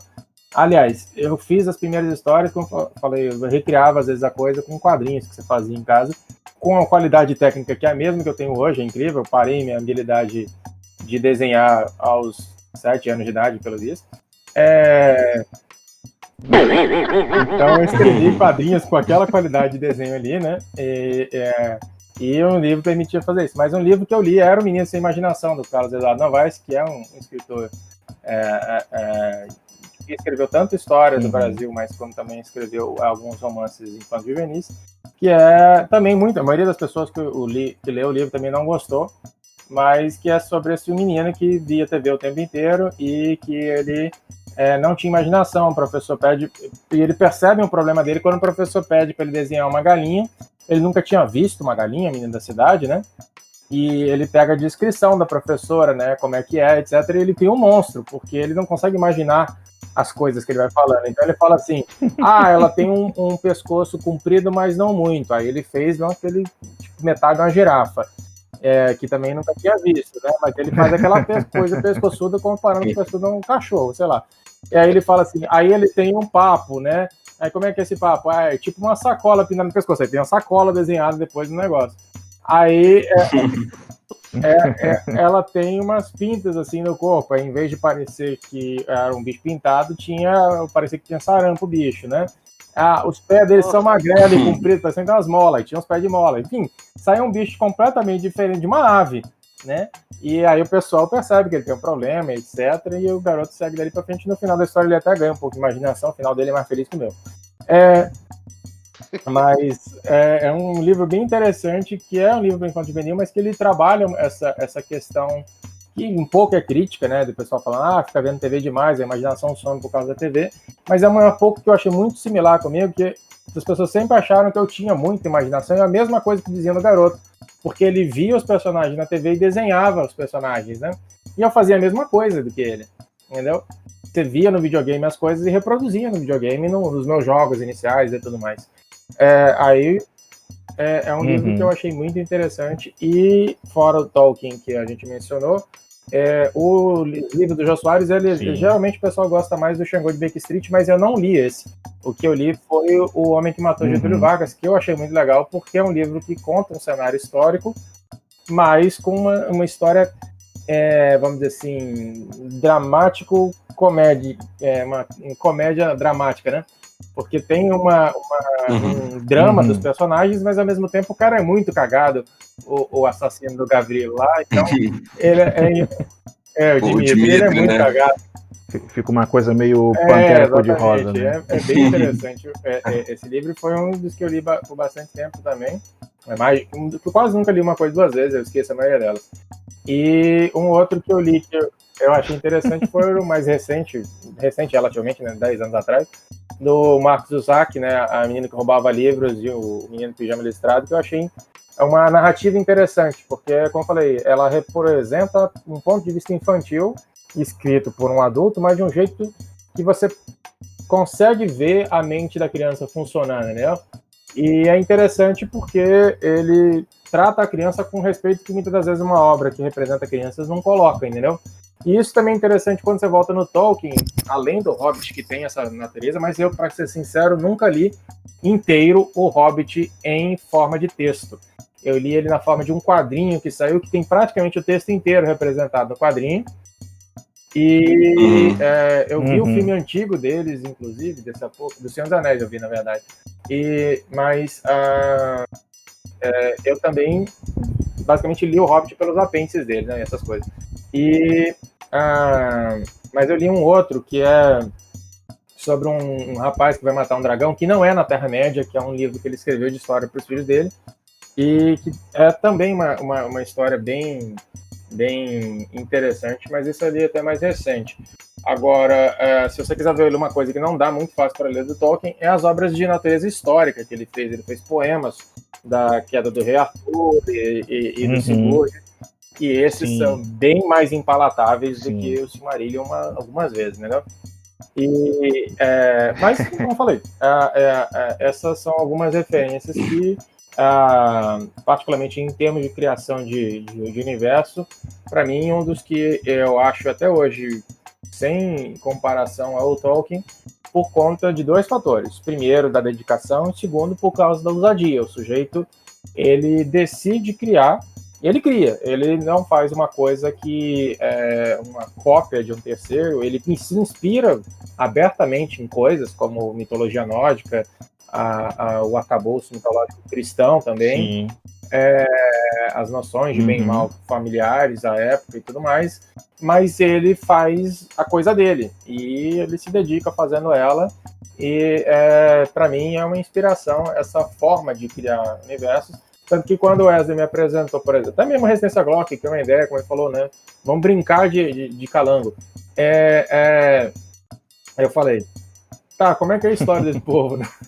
Aí eu sempre, para conseguir fazer alguma coisa, eu sempre tenho que partir de uma perspectiva de contar a história dele, tipo, fazendo o próprio Silmarillion do cenário, né? Claro que não são 1000 páginas disso, né? São só... Silmarillion não chega nem a 1000, né? São só 400. Não são isso tudo, né? Mas se bobear, a gente consegue fazer uma 100, 200. O Taxon mesmo é um que a gente já escreveu bastante coisa sobre a história deles e tal. A gente até viu uma ferramenta, eu vi, né? Chamada World Anvil, não sei se vocês conhecem, um site. Ele é anunciado nos vídeos de pessoal que faz vídeo de história, essas coisas assim. Mas em inglês, a maioria deles, né? Ele é uma ferramenta para ajudar a criar cenários, né? Então ela funciona bastante bem para criador de cenário para um RPG, né? Mas também dá para funcionar para quem for autor. Mas para autor é um pouco eu acho meio enferrujado, mas para jogo de RPG é bem interessante. Que permite você montar a linha do tempo, etc. Eu tentei começar fazendo por lá, mas na prática a gente acabou fazendo na munheca mesmo o negócio, escrevendo a coisa. Qual o nome qual o nome da ferramenta, perdão? Tipo Mundo Bigorna, né? A bigorna pro mundo, né? Bigorna mundial, né? Como se fosse uma forja, né? Uma forja para um. Interessante. Eu não sei se é .com ou se é .org, alguma coisa assim, mas é só você jogar hoje aí que você acha. Ele é bem interessante que ele permite se organizar. Por exemplo, no Taxon. .com, né? Então, no Taxon eu criei tipo, o Wesley me deu as ideias das raças, né? Aí ele falou, vai ter um povo assim, assim, assim, assado. Falei, tá, e qual a língua que eles falam, né? Como a gente vai fazer esse povo se comunicar? E como é que é o sistema numérico que eles usam? O que a gente vai fazer? E aí a gente vai trabalhando. Isso é tudo, como eu falei, tributo do trabalho que o Tolkien começou, né? Ele não é o único, porém. Você pega, por exemplo, o Drácula de Bram Stoker, você vê todo um esforço do autor para fazer aquilo parecer um bocado de cartas, né? Não exatamente muito convincente disso, mas você vê o esforço. A Mary Shelley é melhor ainda quando ela faz o relato dela do monstro do Frankenstein, né? Então, você tem vários autores que naquela virada do 19 para o 20, o Machado de Assis, particularmente, que eles exploravam a forma de escrever de um jeito que é fenomenal, assim, se você para de pensar. Depois o pessoal entrou por uma série de outras vertentes, algumas outras estratégias de escrever, mas eu acho, às vezes, alguns certos autores bons na forma do que eles escrevem, o texto é interessante. Por exemplo, cenários de fantasia, você acha... Meu irmão, por exemplo, ele lê muita coisa, ele conta para mim, eu entendo o que ele está contando, e falo, legal, eu entendi de onde esse cara fez, mas assim, não me impressiona tanto quanto o que o Tolkien fez, e esses caras do século XIX, em parte pelo pioneirismo deles, e em segunda parte por conta dessa originalidade, dessa profundidade do mergulho, entendeu? O cara mergulha na criação dele de um jeito que é inspirador mesmo.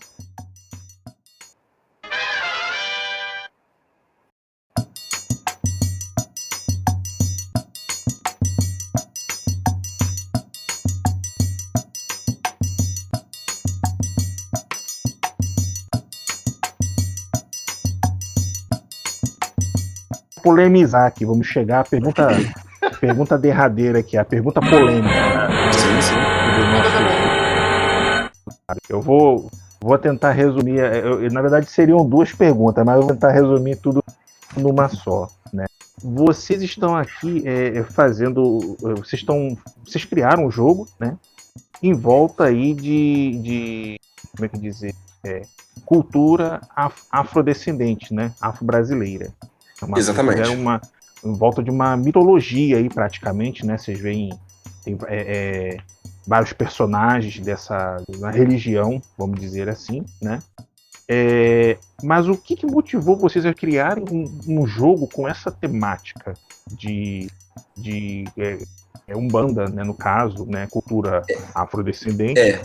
E vocês ainda estão num processo criativo, né? Vocês estão finalizando, no caso, esse jogo, correto? Exatamente. Então, vamos fazer o seguinte. Desculpa, o que vocês estão sofrendo, ou já sofreram, tipo, retaliação, ou como é que dizer, alguém chegar, não, Wesley, faz esse jogo não, que isso vai ser ruim para vocês. Né, você já sofreu esse tipo de preconceito ou comentários maldosos em cima dessa arte de vocês, desse jogo de vocês que abrange uma cultura tão rica quanto essa cultura afrodescendente? Isso, Pode falar. Então, você fez aí 3 perguntas, né? O processo da gênese, aliás, a gênese... Vamos na mais processo... rápida primeiro, né, Wesley? Ele perguntou da gênese, ele perguntou se a gente teve alguma... como é que... Não, o processo de criação e o problema então vamos pela mais rápida que eu de saber. Precisa correr, não. Agora não precisa. Na pergunta polêmica não precisa correr, não. Pode responder. Não, o que eu ia falar é o seguinte. Eu vou responder sobre a gênese, né, que isso foi da minha parte, e o Marcos pode responder das outras duas, porque ele que está trabalhando nesse processo criativo, e também eu sei que ele tem algumas historinhas aí a respeito de ser meio que rechaçado. Sobre a criação mesmo, veja bem, ano passado eu estava numa casa de um casal de amigos nossos, né? A Patrícia e o Daniel, e a Patrícia, ela é kardecista. E daí chovia muito. Gente, antes de mais nada, né? Não tinha pandemia e tudo mais, a gente ainda estava podendo viajar e tudo mais. Isso aí. Daí chovia muito, cara. Então a gente não foi pra praia, a gente ficou mais dentro do apartamento e conversando, conversa vai. Ela começou a explicar um pouco mais sobre a religião kardecista, todo a diretriz da religião. E eu fui me interessando por aquilo. Eu falei, não, conta mais, assim, tudo. E aí ela chegou no ponto da transcendência da alma, não é? Quando a pessoa morre, ela vai reencarnando, e assim a cada reencarnação, ela vai aprendendo e consertando os erros do passado. Eu achei essa mecânica bem interessante. A morte não é o fim, é mais uma etapa para que você possa evoluindo. Eu falei, poxa, eu tenho que colocar isso num RPG, seja ele num homebrew, um conto, ou então uma aventura, eu vou ter que fazer isso de alguma forma. Acaba que no final do ano passado, estávamos, minha esposa e eu aqui na nossa casa, aqui na varanda aqui, e ela fez o seguinte comentário, olha só que interessante, num canto aqui tá chovendo, e no outro canto tá relampejando, e aqui tá fazendo sol. Isso que ela falou, a minha mãe é da Umbanda, né? A minha mãe é da Umbanda, e eu lembrei, assim, que mamãe cantava para mim e para meu irmão, um ponto de Oxóssi, que é justamente isso. Eu vi chover, eu vi relampear, e mesmo assim estava azul. Conheço, sim. Conheço isso daí. É um ponto bem conhecido. Aí eu falei, caramba. Aí veio como um estalo assim na cabeça. Tá aí, vou fazer alguma coisa. Legal. Vou fazer alguma coisa a respeito disso. Só que aí o processo de criação não é simplesmente da Umbanda. Foi aquilo que a gente estava conversando. Eu acredito que o jogo, na verdade, não é simplesmente de Umbanda.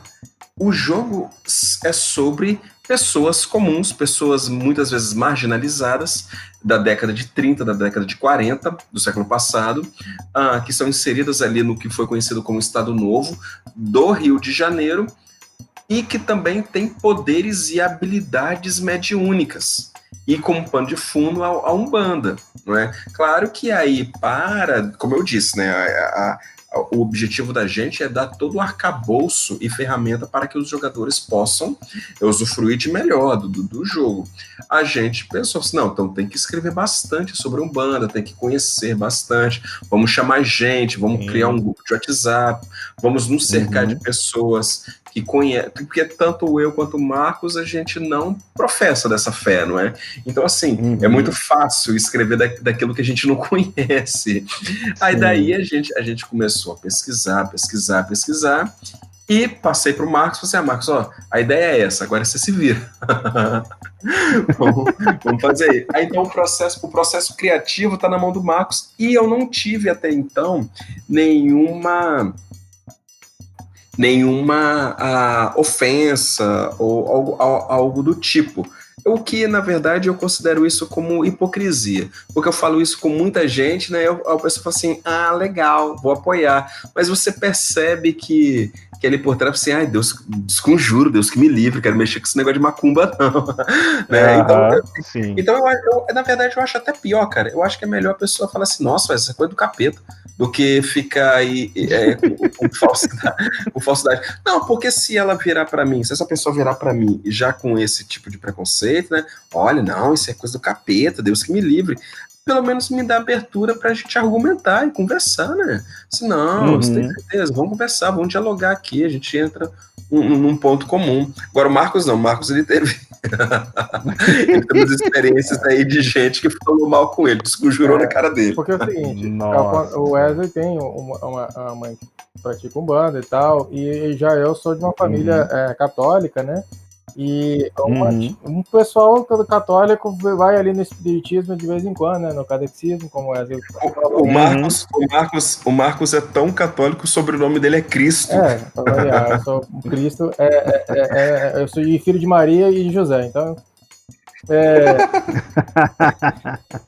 Então, eu só saí Marcos por conta do meu irmão, que é Marcel. Aí o pessoal tem aquela mania de fazer a coisa assim, mas enfim. O nome combinado. E tinha um jogador de basquete famoso na época, e daí veio ele, mais famoso que Jesus na época. Senão meu irmão era Jesus e eu era possivelmente, sei lá, Judas. Um jumento, né? Talvez, porque do lado ali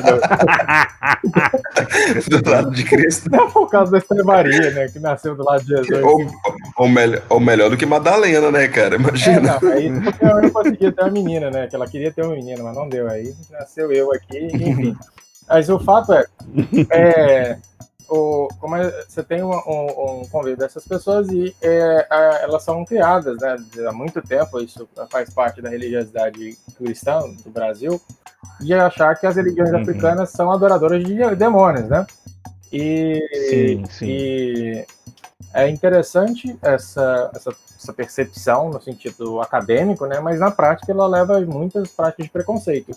Em um estudo que a minha mãe é muito envolvida com a igreja, etc., em um estudo da Igreja Católica, ela verificou que existe uma grande quantidade de perseguição religiosa no Brasil, mas que a perseguição contra os cristãos é mínima. A maior parte da perseguição se dá de cristãos contra as pessoas que praticam religiões de matriz africana, né? E o interessante no caso da Umbanda, particularmente, que é curioso que ela começa com uma perseguição não dos vivos, mas dos espíritos daqueles que estão desencarnados, ou seja, o espiritismo da época, que era uma coisa de discutir, fumando charutos e tomando café em lugares especiais às vezes, né? Que era uma cultura vinda da França e não sei o quê. O pessoal falava assim, não vou receber como médium um espírito de um preto, né? Não vou receber um espírito de um escravo, sim. É um espírito menor, um espírito de índio, né? E eles pegavam as pessoas que faziam, eu recebi um espírito, e começou a falar como se fosse entre aspas, o preto velho, né? Ele não tinha ainda propriamente esses aspectos claros da Umbanda, mas quando baixava um espírito que era, entre aspas, inferior, eles acabavam sendo ostracizados, e as pessoas que tinham essa tendência de incorporar esses espíritos eram expulsas dos círculos, né? Porque ele tinha péssimo gosto no mundo espiritual, coisa do gênero. E é só uma coisa que acontecia lá. Agora, na prática, como o Wesley falou, eu encontrei pessoas que falavam assim, né? Mas vocês não vão ensinar as pessoas a fazer macumba nesse livro, não, né? E aí, tipo, nenhum livro de RPG faz isso. As pessoas ensinam elas a fazer as coisas de verdade. Aí você vai, explica. Agora, como eu falei, tendo paciência, você vai abordando isso. Então, um outro camarada lá falou assim, quando mexe com essas coisas, né? Eu não gosto de que mexe, né? O famoso... mexe com o espírito, uma outra que mexe com... Pô, você joga um RPG em que você mata demônio com espada e mágica, velho. Por que não pode? Tem a experiência você encarna criaturas desmortas, já morreu, ressuscita, toma sangue dos outros. Você acha maneiro isso? Necromante. O Wesley tá sendo informado ali. Peraí, só um instante. Sem problema, vai então, lá. O camarada tem essa experiência, mas quando você fala de macumba e etc., não, que como se a macumba fosse verdade. Às vezes dá a impressão de que as pessoas dessa tradição brasileira são sincréticas demais, e elas acreditam em muito mais do que aquela religião original dela diz. Ela acredita num monte de coisas. Então, do mesmo jeito que a Umbanda é sincrética e combina na crença espiritista deles original com uma série de elementos do candomblé e do cristianismo católico, a mesma coisa você vê do outro, do camarada que é evangélico e que acredita que existe demônio incorporando nas pessoas. Eles, às vezes, até compartilhando, entre aspas, da mesma possível mediunidade. Eu não sou o médium para poder te dizer isso, mas o fato é que as religiões, elas têm isso, de reconhecer uma outra, às vezes reconhecendo de maneira negativa. Só que, racionalmente, a gente vive num mundo que não tem mais por que fazer isso, né? Então, a minha política com todo mundo que teve uma reação negativa, assim, foi de falar, gente, pensa racionalmente, eu tô falando de ficção, eu não tô falando de... literalmente convidar as pessoas a invocar espíritos e conversar, etc. E mesmo que os umbandistas me digam que o que eles fazem não é nada de mal e que vocês acreditem que o que eles fazem é coisa de mal, eu tô dizendo para vocês o seguinte, existe um monte de gente que pratica essa religião pelo bem. O que eu vou retratar na minha ficção é uma história em que os personagens são heróis que praticam isso pelo bem. Como assim heróis? Heróis no sentido dramático, né? No sentido de serem protagonistas. Não precisa fazer um jogo que é tudo preto e branco. Mas a gente vai seguir alguns princípios que estão colocados em Umbanda, que é o princípio dessa evolução contínua, né? Então, quando o camarada tem uma habilidade mediúnica nesse contexto, é esperado que ele use essa habilidade para o bem, como no entendimento de que a divindade, o Criador, deu a ele aquela existência com aquela faculdade para que ele possa servir aos demais. Então, essa é uma concepção que a gente vai colocar no jogo, do mesmo jeito que num jogo de fantasia medieval você coloca que você tem que vencer os demônios, etc. Ali, no caso, a gente vai ter antagonistas diferentes, a gente vai ter antagonistas realistas, né, as próprias pessoas preconceituosas e que naquela época não tinham vergonha nenhuma de serem preconceituosas, né?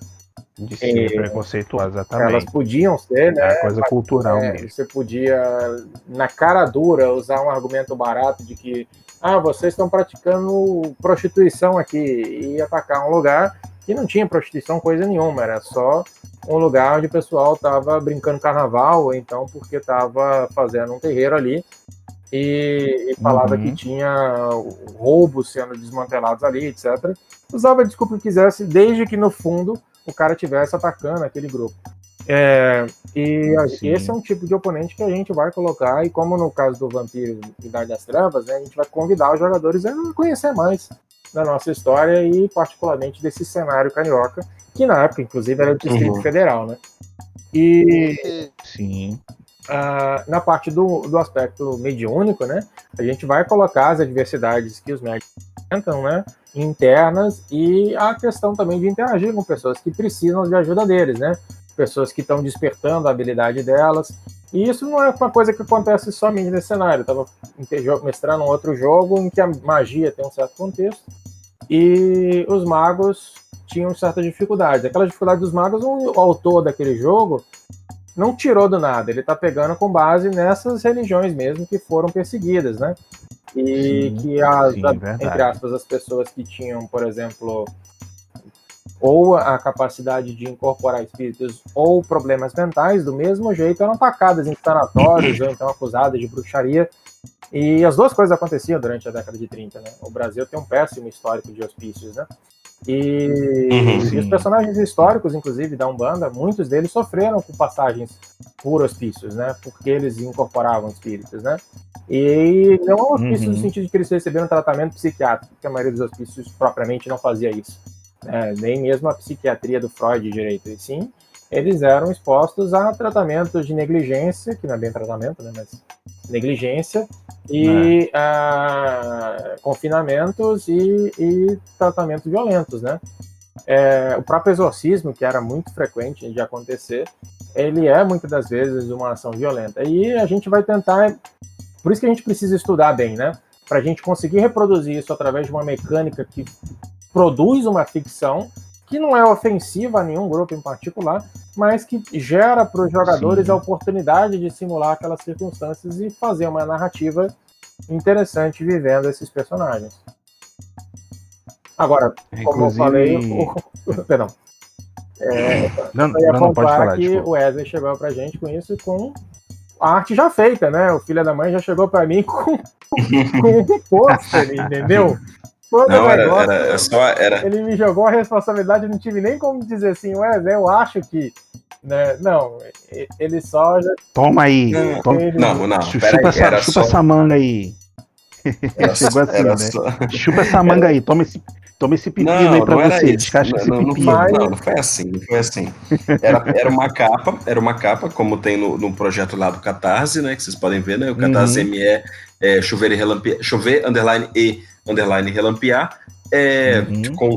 Com as entidades principais que a gente vai trabalhar e mais uns 3 personagens que eu achei interessante. Conversando com a Kiara, que é a nossa ilustradora, eu falei, poxa, vou chamar atenção pelos personagens mais emblemáticos, né? A Pombagira dessa religião. Exato. No universo que a gente está discutindo aqui. A Pombagira, o Zé Pilintra e o Exu Caveira. Zé Pilintra e Exu Caveira, são geniais, cara. Genial essa ideia. Bom, então, assim, quem são esses... Então, se alguém chega e pergunta assim, mas quem são esses 3 personagens aqui? Então, é a Pombagira, o Zé... na verdade, são filhos, né? O pessoal que incorpora a entidade dessa falange. Da Pombagira, o Zé Pilintra como personagem e o Exu Caveira. Pra já chegar com os dois pés na porta logo, né? Isso.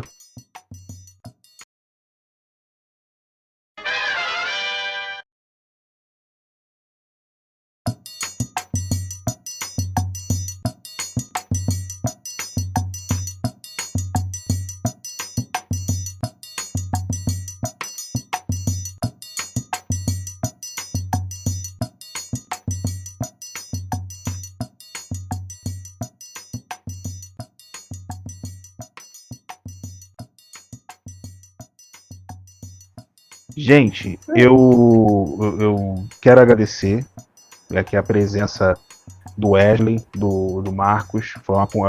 Estourou aqui o nosso tempo, mas foi uma conversa muito boa, muito assim, esclarecedora, né? Trocando conhecimentos, trocando e agregando conhecimento, né? Vocês entendem muito desse universo aí, vocês realmente sabem o que estão fazendo, né? Pesquisaram bastante, não estão aí à toa, né? Vamos dizer assim. Eu espero que vocês tenham sucesso nesse empreendimento de vocês, nesse projeto, esse novo projeto, né? de vocês Sim. aí. Ele ainda está em financiamento, já foi financiado? Desculpa, você falou, mas eu não. Está em financiamento coletivo até 20 de maio. Se 20 eu de não me engano, maio. é 20 de maio, exatamente. Certo. A gente tem as recompensas, inclusive tem o Resistência Glock, né? Você apoiando ele, qualquer uma das versões, a partir da primeira mesmo, você já consegue, além do Chover e Relampear em PDF e do Rastro no Terreiro, que é o livro de background da pesquisa, né? Uhum. Você já consegue também o Resistência Glock em PDF, entendeu? E Certo. aí você tem a recompensa que você pode pegar o livro do Chover e Relampear em papel, né? Uhum. Ou aquela que você pode pegar só a pesquisa, né? Se você não é do RPG, se você quiser conhecer com alguém que tem interesse em religiões e tudo mais, ou simplesmente em educação, etc., ele pode pegar esse apoio que ele recebe o físico do Rastro no Terreiro e o PDF dos dois RPGs que a gente tem, entendeu? Certo. Então, A gente vai estar deixando aí o link, né?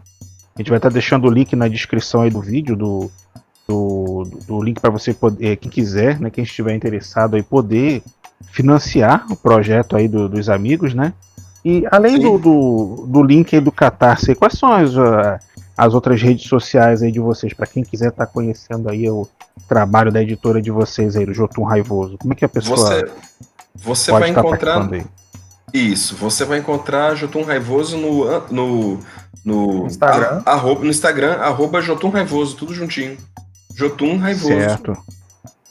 A gente Beleza. também tem o Dungeonish, se você procurar por a gente lá, os nossos títulos estão lá no Dungeonish. Tem um que também o Wesley escreveu sozinho, sem eu meter a mão, tanto que o nome dele é 100% dele ali, e eu só fui entender o nome depois, porque, como eu falei, eu não sei exatamente a pessoa necessariamente... Então não é um best-seller.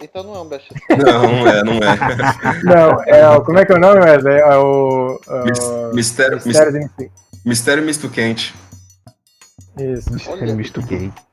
Olha que legal. Eu só fui perceber a literação depois, velho. Isso é um fracasso.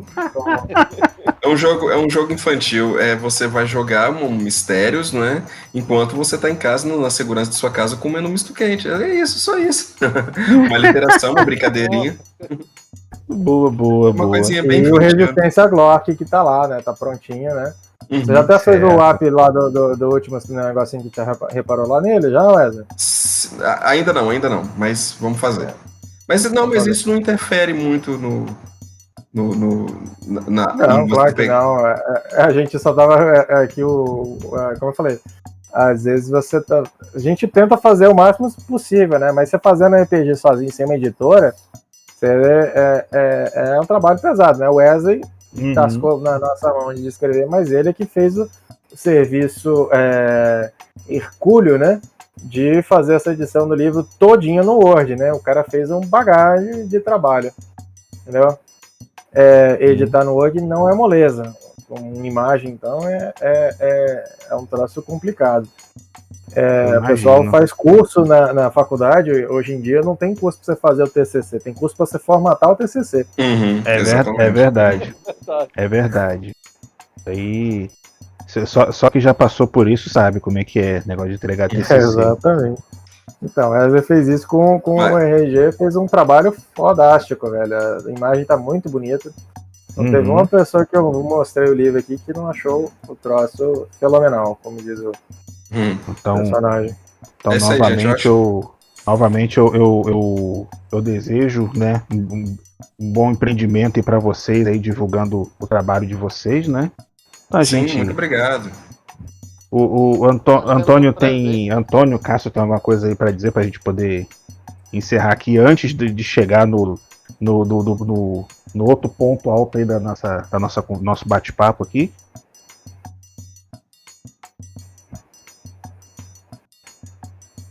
Só agradecer, foi uma aula, não só para quem escreve RPG, joga RPG, mas para o universo criativo, porque apesar de você falar que não é criativo, você é criativo do seu jeito. E muito bom receber vocês aqui. Vamos jogar RPG. De fato, Bora. vamos jogar RPG. Vamos jogar Aqui RPG. é a Guilda do Bar do Fanfarrão, RPG e diversão, né? Então, gente, a gente vai encerrando aqui com a surpresa aqui. Já tá com a caraviola aí preparada, ô Antônio? Claro. Oxente. Então a gente vai encerrando aqui esse primeiro episódio aqui. Ficou um pouquinho grande, com certeza, mas muito informativo. Espero que vocês tenham gostado. Nosso primeiro episódio aqui do Papo com Viola na Taverna. Tá? Eu quero agradecer mais uma vez ao Wesley, ao Marcos. Tudo de bom para vocês. Espero que tiver outro projeto aí, só avisar a gente que a gente conversa aqui de novo, vocês apresentam. Vocês sempre serão bem-vindos aqui na guilda, né? E para você que está esse tempo todo aí nos ouvindo aí, esse longo bate-papo aqui, espero que vocês tenham gostado, vocês tenham curtido. Eu sou o Papai Sique, em presença aqui do nosso querido Antônio, maestro bar do Fanfarrão, nosso querido Cássio Rassi, La Sombra aqui, interino, né? Recebemos aqui a presença do Wesley e do Marcos, os autores aí do Chover e Relampear, né? Dados e Macumba. Espero que vocês acompanhem o trabalho deles, acompanhem nossos criadores de conteúdo, é o RPG 100% nacional, né? E nós vamos encerrando aqui com o nosso querido Antônio. Eu sou o Jonathan Papai Sique, nos vemos aí num próximo episódio. Solta a viola aí, Antônio.